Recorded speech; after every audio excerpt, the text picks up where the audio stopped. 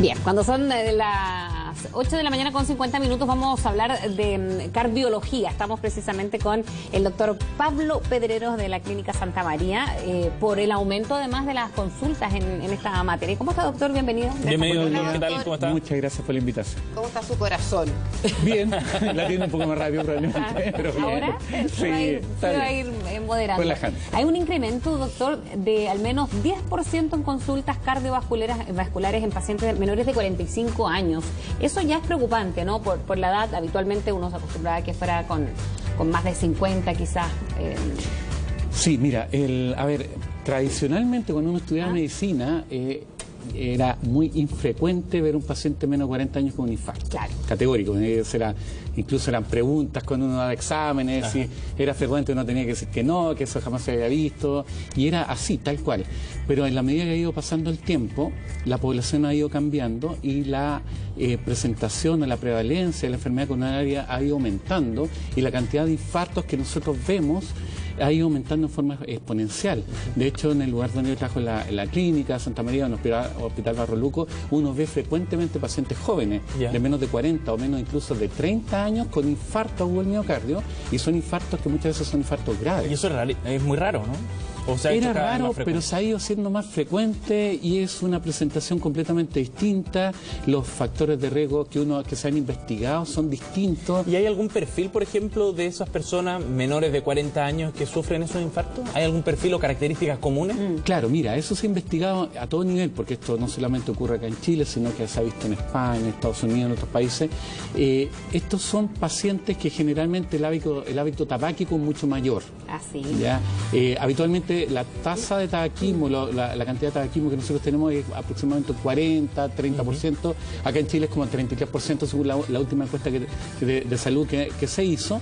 El paciente que fuma y que tiene infarto aproximadamente fuma en un 40%, pero este grupo joven tiene una prevalencia de tabaquismo de 80%, o sea, son grandes tabaquicos, por una parte, por otro lado tienen aumento de la tasa de colesterol y por otro lado tienen una historia familiar de enfermedad coronaria. Eso como más o menos un perfil que es distinto. Sí. Eso le iba a preguntar, ¿cuánto pesaban, doctor, los antecedentes familiares? Porque la verdad, el que las personas fumen, que sean sedentarias, que coman chatarra, es más habitual de lo que uno quisiera, pero hay a quienes sí les dan infarto y hay otros que no, teniendo los mismos malos hábitos. ¿Hay alguna incidencia entonces del antecedente familiar que pese más? Es bastante fuerte, en realidad se ha visto que los pacientes en torno al 20-30% tienen algún antecedente familiar. Ahora, el tema, por ejemplo, la diabetes, hipertensión, está bien extraño, pero la prevalencia de hipertensión en este grupo más joven que consulta con infarto es menor a la población general y mucho menor obviamente a los pacientes más viejos con infarto.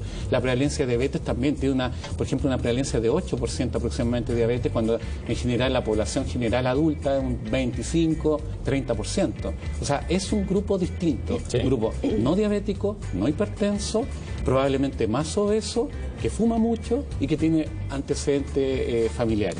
Pero, doctor, ¿esto tiene que ver entonces con asuntos circunstanciales, con condiciones de salud determinadas o con asuntos genéticos ya más bien que... Mucho más. Eso le iba a preguntar. Hacen más propensa. En la misma línea, sí, si yo llevo una vida sana, una buena alimentación, no soy sedentario, hago deporte, pero tengo antecedentes, ¿cuánto pesa cada cosa? Es que es la sumatoria. Yo creo que el antecedente es importantísimo, pero característicamente la población ha ido cambiando. Ya nosotros, no sé si ustedes, bueno, lo tienen que recordar perfectamente, hace una semana, 2 semanas atrás, salieron unos artículos españoles que decían que la tasa de obesidad y sobrepeso había aumentado enormemente en España y ya habían superado el 50%, llegan al 54% sumando obesidad, sobrepeso. Nosotros hace años que pasamos esa barrera y actualmente tenemos sobre el 75%. O sea, 40% sobrepeso, 30% obesidad y prácticamente 3-4% de obesidad mórbida. Por lo tanto, somos bastante más gordos, bastante más sedentarios que el resto de otras poblaciones y fumamos mucho más. O sea, se ha ido, gracias a todos estos anuncios y todas las cosas de manejo poblacional que se ha hecho, la tasa de tabaquismo ha ido bajando, pero sigue siendo bastante alta, 33% es una tasa muy alta de tabaquismo. Y la gente joven mucho más todavía. Doctor, existe, uno escucha, pero la verdad uno no sabe si es correcto ponerlo de esa forma o no, el preinfarto. el equivalente a que alguien alguna vez dijo esto es como estar un poco embarazada. Uno está embarazado o no está embarazado. Entonces el infarto es infarto o no es infarto. ¿Cómo son esos episodios y qué obedece esto del Claro, pre? mira, desde el punto de vista médico, la palabra preinfarto es un error absoluto. Okay, ¿ya? Y ya. eso se habla, es como, también la analogía que uno coloca es como estar premuerto, no existe la premuerte, ¿entiendes? O sea, es como ridículo. Pero si uno lo ve desde el punto de vista epidemiológico, desde el punto de vista de llamar la atención a las personas, es muy distinto decir, oye, tuviste una angina inestable o tuviste un preinfarto. Claro. Si le digo a un paciente, oiga, usted tuvo un preinfarto, él va a tomarlo como, oye, esto es algo importante. Si le digo una angina inestable, No entiende nada. no entiende nada, va a decir, esto es una enfermedad del corazón, da un poco lo mismo. Entonces, por lo general, nosotros los médicos, los cardiólogos, siempre seguimos hablando del tema preinfarto, asumiendo que en realidad no es así, pero el llamado a atención es mayor. En general, se ha visto y se ha estudiado que todas las conductas de riesgo que se pueden modificar, el paciente las modifica principalmente cuando ha tenido un infarto o un preinfarto.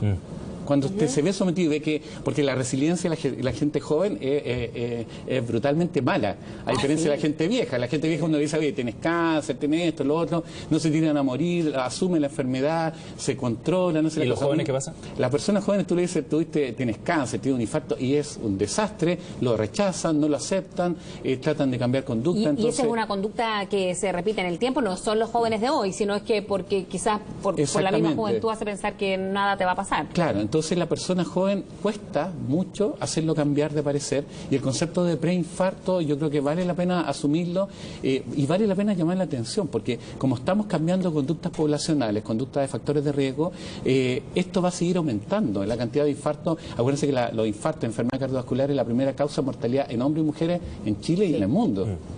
Eso es una señal de alerta importante entonces. Doctor, ¿a qué síntomas se puede estar atento entonces para empezar a hacerse examen, chequeo, para preocuparse en el fondo del tema? ¿Y a qué edad empezar a hacer ese chequeo? Hay temas bien interesantes. O sea, por un lado, lo que conversaban ustedes, si yo tengo factores de riesgo genéticos, es decir, si tengo hermanos, padres con enfermedad cardiovascular o una enfermedad coronaria, vale la pena que me chequee ya desde los 30, 35 años. Okay. Correr un poquito el tema. Si yo voy a empezar a hacer ejercicio en un gimnasio, que voy a hacer spinning, deportes que son un poquito más intensos, o crossfit, todas estas cosas que la gente ya está acostumbrada a sobre exigirse, ahí vale la pena también, antes de entrar al gimnasio, hacerse un chequeo. ¿Ya? Y en general la población, 35, 40 años, de ahí en adelante empezarse a chequear por un médico general y todo. Ahora, los exámenes que vale la pena hacer, existe una variada gama. Tradicionalmente uno hace test de esfuerzo, electrocardiograma, ecocardiograma y todas esas cosas, pero existe actualmente en varios lugares, yo creo que acá en Santiago, varias clínicas, lugares donde se puede realizar un examen que se llama angioTAC coronario, que yo creo que alguna vez le he hablado del angioTAC coronario. El angioTAC coronario es un escáner que se hace en el corazón, un escáner con multidetectores. Fíjense que antiguamente no se hacían escáneres del corazón porque el corazón, como está en movimiento, la idea del escáner es que esté todo tiesecito para que la foto salga lo más precisa. Antiguamente la resolución de un escáner era 2-3 milímetros, pero le colocaron multidetectores a estas cosas que dan vuelta y se logra una resolución de medio milímetro aproximadamente con una velocidad de obtención de imágenes bastante rápida. Entonces, existe un aparato que se llama un escáner de multicorte, 64 multicorte, y eso en el corazón en movimiento pueden tomar la foto del corazón, el computador saca muchas fotos, las reconstituye y computacionalmente tenemos una foto completa del corazón con las arterias coronarias y con las placas que tienen esas arterias coronarias. Entonces, esas placas uno puede ver si son placas inestables, estables, en qué posición están, y yo adelantarme un poco lo que va a pasar en los próximos 5 años, en el próximo par de años, saber si tengo que ponerle más empeño en protegerme menos, o estoy sano.